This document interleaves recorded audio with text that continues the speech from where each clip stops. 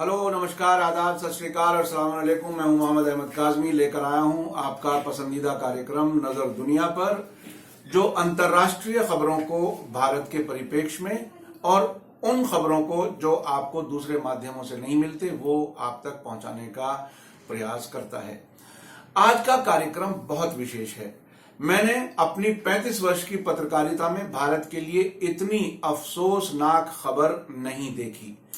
भारत को स्वतंत्रता दिलाने वाले राष्ट्रपिता महात्मा गांधी, जो अपनी अहिंसा पर आधारित संग्राम के लिए दुनिया भर में जाने जाते हैं, विश्व भर में बहुत से देशों में गांधी जी के बारे में पाठ्यक्रमों में बहुत कुछ पढ़ाया जाता है, जिनके बिना भारत का इतिहास मुकम्मल नहीं होता। उन महात्मा गांधी की प्रतिमा को अफ्रीका महाद्वीप के देश घाना के विश्वविद्यालय से हटा दिया गया है। उनकी प्रतिमा केवल हटाई नहीं गई है, बल्कि महात्मा गांधी पर आरोप लगाए गए हैं कि वे बहुत बड़े जातिवादी थे, यानी रेसिस्ट थे। कल प्रकाशित होने वाले वॉशिंगटन पोस्ट में यह खबर छपी है, जिसमें बताया गया है कि घाना यूनिवर्सिटी से महात्मा गांधी की मूर्ति को हटा दिया गया है। दिलचस्प बात यह है कि अभी तक भारत सरकार की ओर से कोई प्रतिक्रिया नहीं आई है। बुधवार को महात्मा गांधी की प्रतिमा हटाई गई, लेकिन भारतीय जनता पार्टी के नेतृत्व वाली सरकार के विदेश मंत्रालय ने अब तक कोई प्रतिक्रिया नहीं दी है।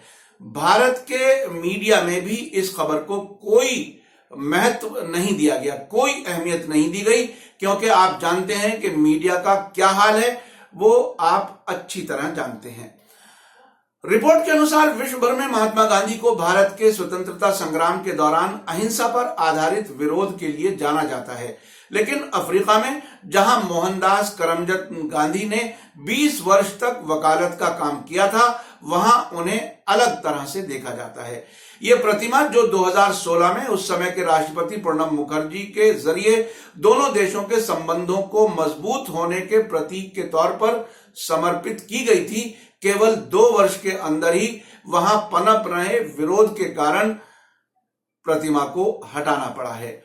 मूर्ति के अनावरण के बाद से ही घाना यूनिवर्सिटी के प्रोफेसर, छात्र और घाना के आम नागरिकों ने महात्मा गांधी की प्रतिमा का विरोध ये कहते हुए शुरू कर दिया था कि ऐसे नेता को आदर और श्रद्धा देना गलत है, जो उनके अनुसार जातिवाद था और अफ्रीकनों को नंगा गुलाम या दास कहता था, जो उनके अनुसार भारतीयों और अंग्रेजों की गुलामी करते थे। यानी वो ये कह रहे हैं कि हम अफ्रीकन न केवल अंग्रेजों के गुलाम थे, बल्कि भारतीयों के भी गुलाम थे।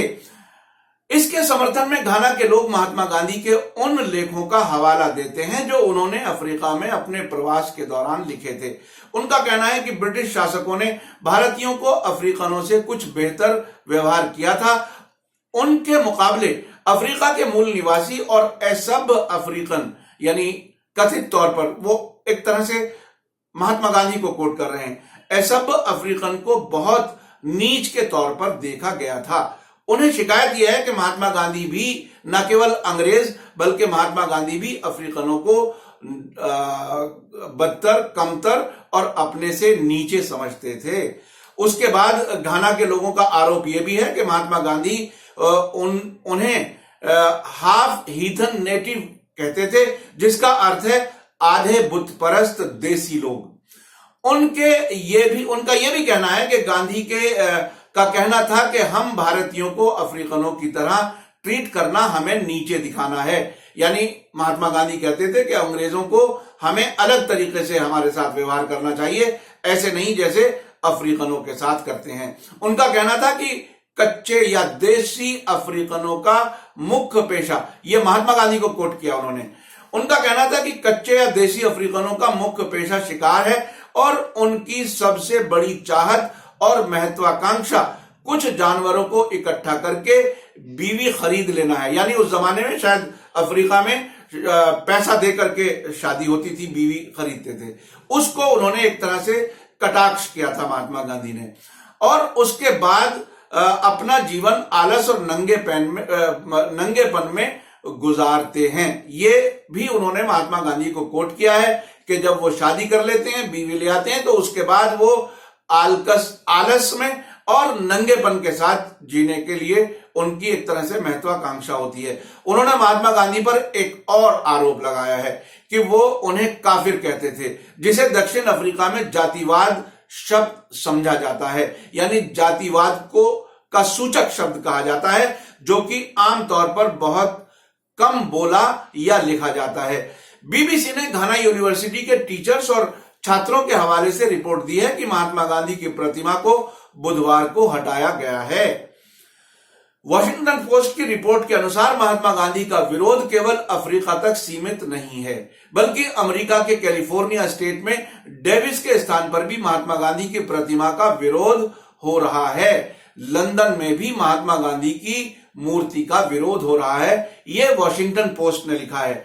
यह भारत के लिए एक बहुत बड़ी एक तरह से राजनीतिक नुकसान है, और जो भारत की स्वतंत्रता के लिए एक तरह से आइडल, सबसे बड़े नेता और अहिंसा के पुजारी नेता के तौर पर जिन्हें हम राष्ट्रपिता कहते हैं, उनको इस तरह से विश्व में कुछ जगहों पर देखा जाने लगा है, और भारत सरकार इस पर अभी तक कोई प्रतिक्रिया नहीं कर रही है। रिपोर्ट में कहा गया है कि महात्मा गांधी के बाद में आने वाले लेख अफ्रीका में किए गए भाषणों से बिल्कुल अलग थे। कुछ विद्वानों का कहना है कि महात्मा गांधी ने बाद में अपने इतिहास को बदलकर अपनी छवि साफ करने का प्रयास किया था। उसके बाद उनके नेतृत्व में होने वाले शांतिपूर्ण विरोध प्रदर्शनों के कारण भारत को स्वतंत्रता मिली थी। लेकिन घाना में महात्मा गांधी की प्रतिमा ने एक बड़ा सवाल खड़ा किया था। ये वॉशिंगटन पोस्ट अपनी कमेंट्री में अपनी तरफ से जो ऑब्जर्वेशंस दे रहा है, उसने लिखा है कि उस प्रतिमा ने, जो महात्मा गांधी की प्रतिमा घाना यूनिवर्सिटी में थी, उसने एक बड़ा सवाल खड़ा किया है। वो ये कि एक व्यक्ति के अपराधों पर अच्छाई कितने दिनों में पर्दा डाल सकती है। यानी महात्मा गांधी का जो पास्ट था उसे याद दिलाते हुए वो कह रहे हैं कि जिस तरह से उन्होंने अफ्रीकन लोगों के बारे में टिप्पणियां की थी, लेख लिखे थे, उसके बाद जो उनकी अहिंसा के पुजारी के तौर पर जो उनकी पहचान बनी भारत के स्वतंत्रता संग्राम में, वो पहले गुनाह कितने दिन में धुल सकते हैं, कितने दिन में उन पर पर्दा डाला जा सकता है। ये सवाल घाना यूनिवर्सिटी में जो स्टैचू लगी थी, हमारे पूर्व राष्ट्रपति प्रणब मुखर्जी ने लगाई थी, उससे ये एक बड़ा सवाल खड़ा हुआ था। ये भी कि कितना अच्छा काम करने से पुराने अपराध भूले जा सकते हैं। घाना में उनके आलोचकों का यह भी कहना है कि अफ्रीकनों के बारे में महात्मा गांधी की विचारधारा को इतिहास से नहीं मिटाया जा सकता, और यह कि इतिहास को परखते समय किसी को भी नहीं बख्शा जा सकता। यानी वो महात्मा गांधी के एक तरह से क्रिटिकल एनालिसिस जो कर रहे हैं, उसमें उनके पुराने लेख, उनकी कुछ स्टेटमेंट्स का रेफरेंस देकर के ये बात कह रहे हैं कि वो जातिवाद थे, रेसिस्ट थे। उनका यह भी कहना है कि क्रिस्टोफर कोलंबस ने अमेरिका की खोज की, लेकिन बाद में उन्होंने वहां रहने वाले लोगों को अपना दास, अपना गुलाम बनाया। यानी वो एक पॉजिटिव एक एंगल था, एक नेगेटिव एंगल था उनको देखने का। अमेरिका के बहुत से फाउंडिंग फादर्स, यानी संस्थापक पिता, जो फाउंडर्स जिन्हें कह सकते हैं, उन्होंने भी दास रखे थे। ये बात अफ्रीका के लोग याद दिला रहे हैं अपने लोगों को कि ये सब कुछ उतना साफ सुथरा नहीं है जितना विश्व के सामने पेश किया जाता है। उन्होंने फिर आगे कहा है कि मार्टिन लूथर किंग जूनियर ने अपनी पत्नी को धोखा दिया था। यानी उनकी पर्सनैलिटी में ये एक तरह से एक धब्बे के तौर पे, एक कमी के तौर पे वो याद दिला रहे हैं। लेकिन बाद में मार्टिन लूथर किंग्स ने भारत की यात्रा भी की और गांधी के तरीकों की स्टडी की, वो किस तरह से अपना स्वतंत्रता संग्राम चला रहे हैं। और उन्होंने कहा था कि गांधी हमारी अहिंसा पर आधारित सामाजिक परिवर्तन की तकनीक के मार्गदर्शक प्रकाश हैं। यानी वो एक तरह से गाइडिंग लाइट हैं। दक्षिण अफ्रीका को स्वतंत्रता दिलाने वाले संग्रामी नेता नेल्सन मंडेला ने भी गांधी के सिद्धांतों को प्रेरणादायक बताया था और उनकी सराहना की थी। महात्मा गांधी के विरोधियों ने अपनी याचिका में कहा था कि हम समझते हैं कि ये हमारी सार्वभौमिकता, स्वाभिमान, मान्यता और आत्मसम्मान के लिए संघर्ष को नजरअंदाज करने के लिए एक तरह से चेहरे पर तमाचा है। ये एक बहुत ही सीरियस ऑफेंस समझ रहे हैं कि वो महात्मा गांधी की जो स्टैचू लगाई गई थी वो हमारे आत्मसम्मान के खिलाफ है। रिपोर्ट में आगे कहा गया है कि लेकिन घाना यूनिवर्सिटी काउंसिल के मेंबर्स के लिए ये कभी ना मिटने वाला इतिहास है, जिन्होंने 2016 में महात्मा गांधी की प्रतिमा का विरोध करते हुए याचिका ड्राफ्ट की थी, जिस पर अब तक 2200 लोगों ने हस्ताक्षर किए हैं। याचिका में कहा गया है कि अपने आत्मसम्मान के लिए खड़ा होना उससे बेहतर है कि हम उभरती हुई यूरेशियन सुपर पावर यानी भारत की इच्छाओं के पिछलग्गू बने रहें।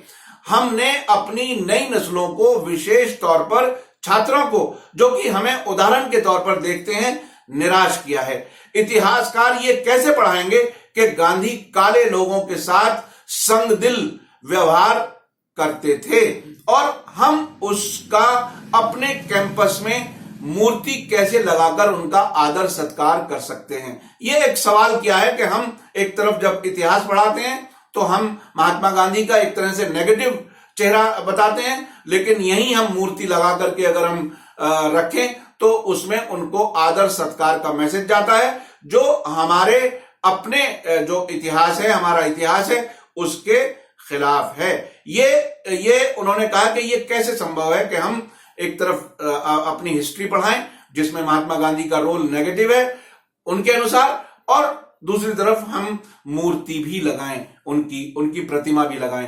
अब मैं आपको कुछ और इंफॉर्मेशन देता हूं। महात्मा गांधी की जो प्रतिमाएं हैं पूरे विश्व भर में, वो खास तौर पर कहां लगी हैं। यूं तो हमारे भारत के जो दूतावास हैं उनमें अक्सर महात्मा गांधी की प्रतिमाएं, मूर्तियां लगी हैं। महात्मा गांधी ने न केवल भारत को अंग्रेजों के शासन से स्वतंत्रता दिलाई, बल्कि उनका व्यक्तित्व अहिंसा के प्रतीक के तौर पर जाना जाता है।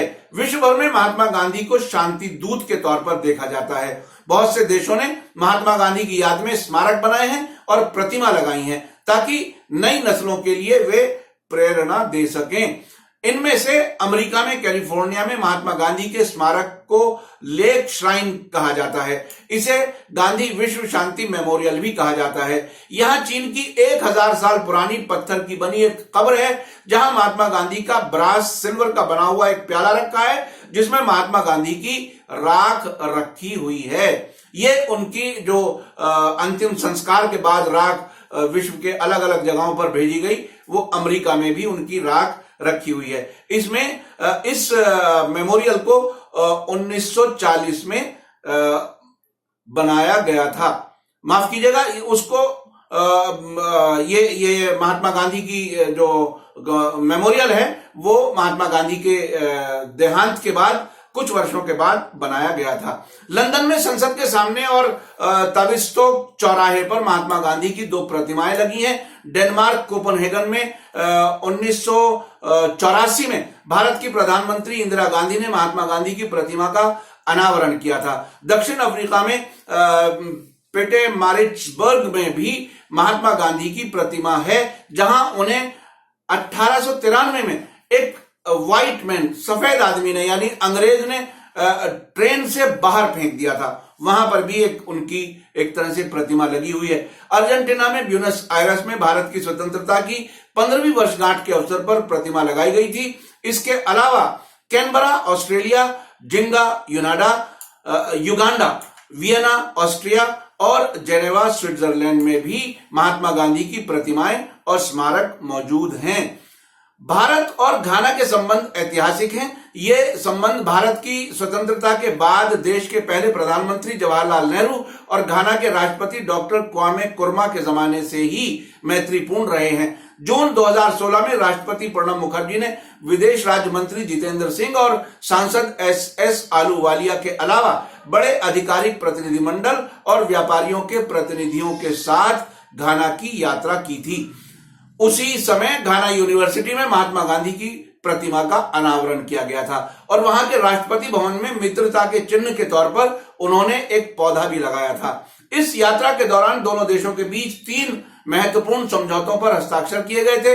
इससे पहले पूर्व प्रधानमंत्री नरसिम्हा राव 1995 में घाना की राजधानी आक्रा गए थे। घाना से भी महत्वपूर्ण व्यक्तियों की भारत की यात्राएं होती रही हैं। दिलचस्प बात यह है कि इसी वर्ष अक्टूबर में अफ्रीका के एक और देश मालावी के एक न्यायालय ने महात्मा गांधी की प्रतिमा लगाए जाने के काम को रोक दिया था। वे भी महात्मा गांधी को अफ्रीकनों का विरोधी बताते हुए उन्होंने काम रोका था। ये खबर भी बीबीसी ने दी थी। घाना यूनिवर्सिटी से महात्मा गांधी की प्रतिमा हटाए जाने पर अभी तक भारत सरकार की ओर से कोई प्रतिक्रिया नहीं आई है। बुधवार को महात्मा गांधी की प्रतिमा हटाई गई, लेकिन भारतीय जनता पार्टी के नेतृत्व वाली सरकार के विदेश मंत्रालय ने अभी तक कोई प्रतिक्रिया नहीं दी है। भारत के मीडिया ने भी इस खबर को कोई अहमियत नहीं दी है। आपको मेरा ये कार्यक्रम कैसा लगा कमेंट्स में जरूर लिखें। इसको आप शेयर कर सकते हैं, लाइक कर सकते हैं, और अगर अभी तक आपने सब्सक्राइब ना किया हो media star world YouTube channel को तो सब्सक्राइब जरूर करें, ताकि आपको नए वीडियो के आने पर तुरंत सूचना मिल सके। आप हमारे इस कार्यक्रम को फेसबुक, इंस्टाग्राम और ट्विटर पर भी फॉलो कर सकते हैं। इसी के साथ लेता हूं मैं इजाजत। धन्यवाद, शुक्रिया। जय भारत, जय हिंद।